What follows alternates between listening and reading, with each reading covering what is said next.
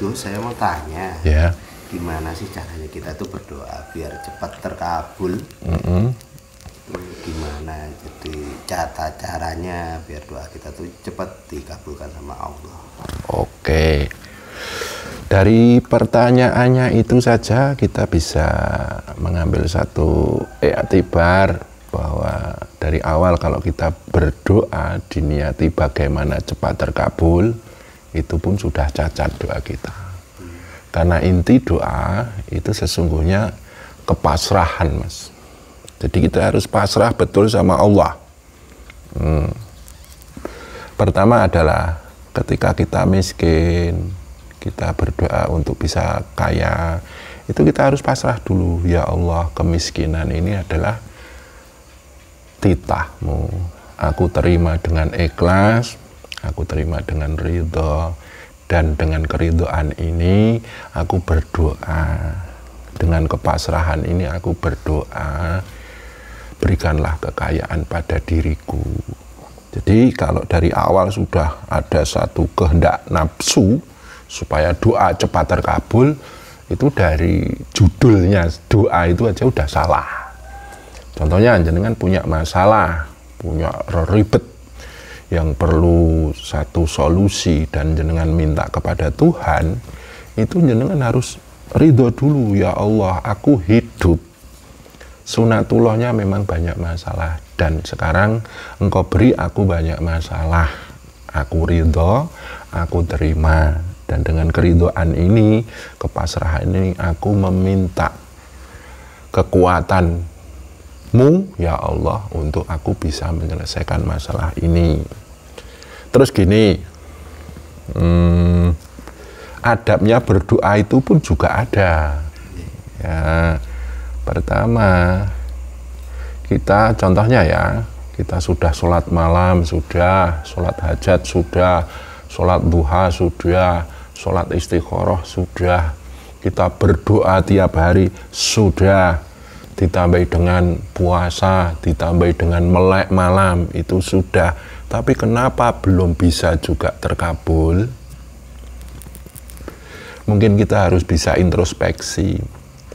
Mungkin ada budi pekerti kita kurang. Yang pertama adalah ada budi pekerti dengan diri sendiri, itu kurang. Kita berdoa untuk kaya tapi kita malas, hidup sembarangan, boros, suka nipu orang, ya, menyakiti rezeki orang, terus kita berdoa, yaitu akan istilahnya menghambat pengkabulan doa itu. Ya, kalau kita contohnya berdoa untuk berkecukupan rezeki, ya ada pada diri kita juga harus kita laksanakan. Jalannya orang yang berkecukupan itu dia harus rajin, dia harus disiplin, dia harus istilahnya jangan sembarangan bertingkah laku dalam hubungannya dengan rezeki itu, dan dalam ucapan, dalam tingkah laku, ya jangan yang istilahnya jahat dengan diri sendiri. Itu namanya adab dengan diri sendiri. Kemudian adab dengan orang lain. Kita berdoa ingin berkecukupan, tapi selalu menyakiti rezeki orang lain. Contohnya pinjam uang, terus ditagih malah menyakitkan hati. Ya, terus kita suka mengambil hak orang yang aslinya itu bukan hak kita. Ya, kasarannya mencuri lah. Terus kita suka menghina orang, menyakiti orang. Nah, itu namanya ada budi pekerti sama orang itu yang menghambat doa kita untuk terkabul. Selanjutnya yang namanya doa itu kan kita punya pengharapan, keinginan. Ya, cobalah kita mulai berbudi pekerti sama orang lain. Cobalah sedikit bersedekah. Loh, kita itu tidak punya apa-apa kok malah bersedekah. Ya, bersedekah kan banyak. Bisa dengan nasihat, bisa dengan tenaga, sering bantu orang. Kalaupun tidak punya itu juga, cobalah diam. Jangan sampai berbuat sesuatu yang menyakitkan orang lain. Itu coba kalau doa kita tidak gampang terkabul atau tidak cepat terkabul, mungkin pelanggaran budi pekerti itu kita lakukan. Selanjutnya budi pekerti dengan makhluk lain. Ada hewan lapar, ya coba dikasih makanan, haus kasih minuman. Tumbuhan-tumbuhan itu ya kekeringan, coba kasih air ya. Karena tumbuhan juga menginginkan satu rezeki yaitu air, cobalah kamu kasih. Itu jadi budi pekerti sama makhluk lain itu pun harus kita jaga. Terus ada makhluk-makhluk gaib, cobalah doakan. Leluhur jenengan kan sekarang sudah masuk ke alam gaib, cobalah doakan mereka. Itu semua ada budi pekerti itu akan mendukung pengkabulan panjenengan. Terus selanjutnya adalah ada budi pekerti sama alam semesta ini. Nah ini yang sering kita langgar. Contohnya hujan, hujan terus panas. Wah kok panas terus ya, itu juga istilahnya menggerutu dengan alam, itu nggak bagus. Itu ada budi pekerti dengan alam, coba kita istilahnya kita tegakkan. Sesungguhnya Allah itu menurunkan hujan itu kan memberi rezeki kepada manusia. Allah menggerakkan angin itu juga memberi rezeki kepada manusia. Contohnya tukang sate itu kan dengan angin dia bisa itu tahu ngipasi sate nih ya. Terus dengan panas itu orang mepe gabah jemur itu kan jadi rezeki mereka. Jadi ada budi pekerti dengan alam semesta itu jangan suka menggerutu dengan apapun yang terjadi di alam semesta ini. Mau hujan, mau angin, mau panas, mau dingin. Tolong di situ ada titah Allah, sesungguhnya Allah sedang mengatur alam semesta, itu juga Allah sedang mengatur rezeki manusia. Lah kalau kita menggerutu ya kita jauh dari pengaturan rezeki itu. Terus selanjutnya yang namanya doa itu tadi yang jelas mungkin ya doa kita gunakan untuk nggege mongso ya, kemudu-mudu istilah Jawanya. Jadi dengan doa kita itu seakan-akan kita memaksa Allah untuk mengkabulkan. Makanya dari awal tadi saya katakan, kedepankanlah kepasrahan, keridhaan, keikhlasan atas titah Allah padamu. Kemudian engkau berserah diri, berpasrah diri, dengan hati yang ikhlas dan ridho, datanglah. Makanya irji'i, datanglah padaku.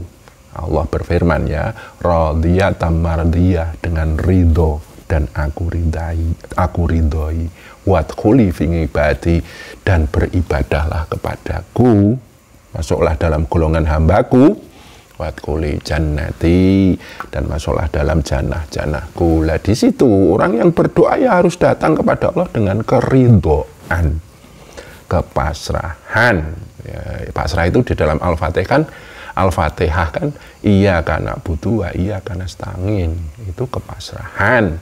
Kemudian ihdinas siratal mustaqim, yakinlah dengan doamu.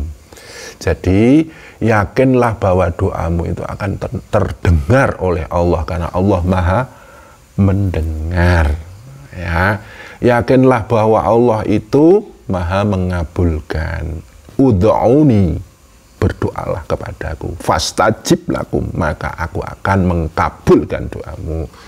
Jadi yang namanya doa itu pertama ada budi pekertinya harus kita tegakkan dengan diri sendiri, dengan orang lain, makhluk lain, dan alam semesta. Yang kedua, pasrahlah kepada Allah, ridholah pada Allah, ridho pada Tuhan. Kemudian dengan kepasrahan dan keridhoanmu itu engkau terdekatkan. Setelah itu ucapkanlah doa, dan doamu itu harus engkau pertajam dengan satu keyakinan. Itulah jenengan doanya lurus nembus kepada Allah. Kalau jenengan berdoa kok tidak yakin, sesungguhnya doamu itu sudah berbelok karena ketidakkeyakinanmu itu. Niki jadi doa itu yang jelas kepasrahan, keyakinan, budi pekerti, dan yang terakhir, yang selanjutnya bukan yang terakhir ya, karena banyak ya unsur-unsurnya, jenengan kudu istiqomah. Ya doa itu ya harus berulang-ulang, seperti ya contohnya mengetuk pintu ya, mengetuk pintu Tuhan, itu bukan mengetuk pintu manusia ya. Ketukan pertama belum dibuka, ketuk lagi, ketukan kedua belum dibuka, ketuk lagi, ketiga, keempat, kelima, ketuklah pintu pengkabulan Tuhan dengan istiqomah. Ya, jadi sering-sering kayak gitu. Jangan kok doa ming sembarangan kayak gitu. Terus yang selanjutnya, setelah engkau berdoa, pasrahkanlah. Ya Allah, aku pasrahkan kepadamu. Aku sudah berdoa, aku sudah mengetuk pintu pengkabulanmu, dan aku pasrahkan kepadamu. Jadi jangan memaksa Tuhan. Kayak gitu Mas, insya Allah mustajabah gitu ya. Ini kan ngeten Gus. Misalnya kan untuk kita berdoa, kita mau berdoa itu kan harus menerima, dengan bilang tadi menerima keadaan kita. Kan memang kalau dalam keadaan sulit kan kita biasanya susah untuk menerima, maksudnya susah dalam menerima itu kan kita pengennya cepat berubah. Nah itu gimana caranya kita biar tidak memikirkan kemudu-mudu tadi Gus? Nah, kita harus sadar bahwa hidup itu sunatullah. Senang susahnya hidup itu sunatullah. Semuanya titah Allah. Terus jenengan kaya miskin itu pun sunatullah. Jenengan enak tidak enak itu sunatullah. Itu semuanya titah Allah. Jenengan sukses dan gagal itu pun sunatullah. Sunatullah bahwa semuanya itu adalah titahnya Allah, titahnya Tuhan. Maka sadari itu. Sebutlah namanya Allah, Allah, Allah, Allah. Dengan zikirmu ini sampean tenang. Setelah tenang jangan bangun keridhaan, bangun kepasrahan. Kemudian setelah engkau menyebut asma Allah yang mentitahkan baik buruknya nasibmu tadi, puja-pujilah, subhanallah, engkau maha suci ya Allah, walaupun engkau mentitahkan kemiskinan padaku, kekurangan kepadaku, masalah kepadaku, alhamdulillah engkau maha terpuji, Allahu Akbar, engkau tetap maha agung. Lah ini kalau kita mengandalkan pikiran dan nafsu untuk pasrah sulit. Andalkanlah zikirmu untuk selalu menyebut nama Tuhan yang mentitahkan segala nasib, entah baik entah buruknya nasib itu kepadamu. Setelah itu masuklah alam puja-puji, maha suci, maha mulia, maha terpuji, maha agung. Sebutlah terus dalam setiap hari dengan zikir mengucap lafaz Tuhan ini, lafaz tauhid ini, engkau akan ditenangkan. Yang kedua, engkau secara alami akan didekatkan. Kalau engkau sudah dekat dengan Allah, otomatis pengkabulan itu akan terdorong lagi dengan kedekatanmu pada Tuhan. Tapi kalau engkau menggerutu dengan nasibmu, ini kebalikannya ya, makanya Allah mengatakan, Allah berfirman, la in syakartum la azidannakum. Apabila engkau bersyukur akan aku tambah nikmatmu. Kalau engkau kufur wala in kafartum inna adzabil syadid. Janganlah engkau kufur kepada Allah atas nasib-nasib yang terjadi pada dirimu. Jadi dengan zikir ini, dengan puja-puji ini, sampean sudah menghadapi nasibmu itu dengan ketakwaan. Ya, wa may yattaqillaha yaj'al lahu makhrajan wa yarzuqhu min haitsu la yahtasib. Orang yang bertakwa pada Allah dengan segala keadaan nasibnya, maka Allah akan memberi jalan keluar dan akan diberi rezeki yang tidak dinyana-nyana. Dan doa itu harus dengan kepasrahan tadi, sebab barang siapa berpasrah diri, berserah diri sama Allah, maka dia dalam jaminan Tuhan. Wa may yatawakkal 'alallah fa huwa hasbuh. Barang siapa bertawakal sama Allah, maka dia dalam jaminan Tuhan. Jadi jangan mengandalkan pikiran dan nafsu. Tidak bisa pikiran dan nafsu, karena nafsu itu selalu menuntut segeralah ini selesai. Pikiran mesti gimana toh caranya cepat selesai. Nah, kalau untuk memasrahkan diri, yaitu syahadat tadi, menyaksikan Allah, kemudian menyebut nama Allah. Menerima sebuah keadaan kita ya. Jadi ada satu lagi Gus. Ada tidak waktu-waktu yang mustajab, waktu-waktu yang spesial untuk kita berdoa? Waktu yang spesial adalah di pagi hari, dari jam 5 pagi sampai kira-kira jam 9. Makanya Nabi mengajarkan sholat duha ya. Coba kalau di pagi hari sampean melihat, mendengar ya, ayam berkokok, burung-burung berkicau, tumbuhan-tumbuhan berembun. Ya, di situ mulai ada kesibukan-kesibukan di alam semesta ini. Itu artinya Allah sedang menyebar rezeki di pagi itu. Ya, itu gunakanlah untuk berdoa. Yang kedua adalah sepertiga malam yang terakhir. Contohnya adalah jam 2 ke atas ya, sampai subuh. Karena apa? Karena jam 2 ke atas itu manusia tidur semua. Otomatis energi pengkabulan doa itu lebih kuat. Di ketika orang-orang tidur, sampean duduk dan menegakkan sujud kepada Tuhan dengan sholat malam atau sujud malam, lah disitulah energi banyak yang sampean serap. Itu kasarannya seperti itu. Kemudian pengkabulan doa yang bagus yaitu antara adzan dan iqomah. Mamanya sampean di masjid, dengar adzan, sampean sudah di masjid, sambil nunggu qomat, itu sampean berdoa, itu ada pengkabulan doa. Terus dalam Al-Fatihah ya, kan ada lafadz iyyaka na'budu wa iyyaka nasta'in, hanya kepadamulah aku menyembah dan hanya kepadamulah aku mohon pertolongan. Setelah itu bacalah doa apa yang kau minta. Jadi Al-Fatihah kan Bismillahirrahmanirrahim, Alhamdulillahirabbil alamin, Arrahmanirrahim, Maliki yaumiddin, iyyaka na'budu wa iyyaka nasta'in. Itu sampai rasakan dan jiwai, hanya kepadamulah aku menyembah dan hanya kepadamulah aku mohon pertolongan. Lafadzkanlah doa di situ dalam hatimu. Setelah itu sambunglah ihdinas siratal mustaqim siratal ladzina an'amta 'alaihim ghairil maghdubi 'alaihim waladdallin. Amin. Itu. Terus banyak sekali waktu-waktu mustajabahnya doa. Tapi sifat-sifat mustajabahnya doa itu pun ada.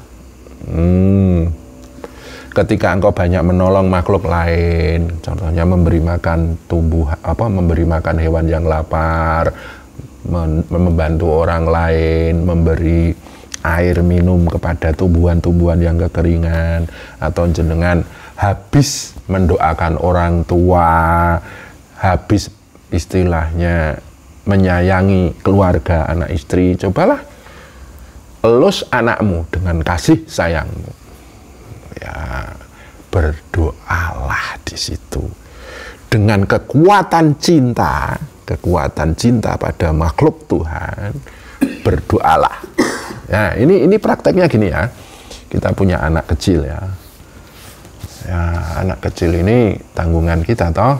Coba kita berikan rasa kasih sayang pada anak kita. Kita elus, hai anakku, jadilah anak yang baik, takwa, bejo, mulya. Wah, aku sayang betul sama kamu. Nah, berdoalah, ya Allah, aku adalah bapaknya anak ini. Berilah aku rezeki untuk bisa aku lebih menyayangi anak ini. Lah itu banyak sekali jalan-jalan doa untuk sampai bisa terkabul doanya itu. Nah, makanya dari awal tadi saya bilang, mungkin ketika kita berdoa ya secara egoisme itu malah justru meludak ya. Bukannya kita istilahnya punya ada budi pekerti sama diri sendiri, makhluk lain, alam semesta, dan budi pekerti sama Tuhan, itu kurang. Nah itulah yang membuat kita doanya sulit terkabul kayak gitu, Mas. Jadi kita harus pandai-pandai menggunakan kesempatan. Maksudnya kesempatan itu dalam arti kita tidak menggunakan hawa nafsu kita untuk berdoa, tapi menggunakan kesempatan dalam setiap kehidupan kita untuk masuk berdoa gitu ya, Gus? Iya. Jadi yang namanya doa itu jenengan harus bisa menundukkan hawa nafsumu sendiri, mendoakan angan-anganmu sendiri, kemudian bangkitkanlah rasa welas asihmu sama orang lain, makhluk lain, alam semesta, keluargamu. Bangkitkanlah rasa sayangmu, bangkitkanlah rasa welas asihmu sama yang lainnya. Itu menunjukkan ketakwaan panjenengan. Kalau jenengan udah takwa, ya janji Allah, barang siapa bertakwa pasti diberi jalan keluar. Dan istiqomahlah, faman jahadu fina lanahdiyannahum subulana. Barang siapa yang bersungguh-sungguh ya menuju Allah, mesti akan dikasih jalan keluarnya. Tidak menutup kemungkinan dalam hal doa itu tadi. Faman jahadu fi doa, dalam barang siapa yang bersungguh-sungguh dalam berdoa, ya mesti akan lanahdiyannahum subulana, maka akan dikasih jalan pengkabulan doa itu. Jadi doa itu jangan malah jenengan bludak ya, bludak nafsunya, bludak angan-angannya. Nah ini hubungannya dengan sholat ya Mas. Contohnya kita sholat duha, katanya kan itu sholat untuk membuka pintu rezeki kita, malah justru yang bludak keinginannya atas rezeki. Jangan. Kita harus sadar bahwa rezeki kita itu adalah sunatullah, dan yang menguasai rezeki itu Allah yang maha kaya, yang maha memberi rezeki.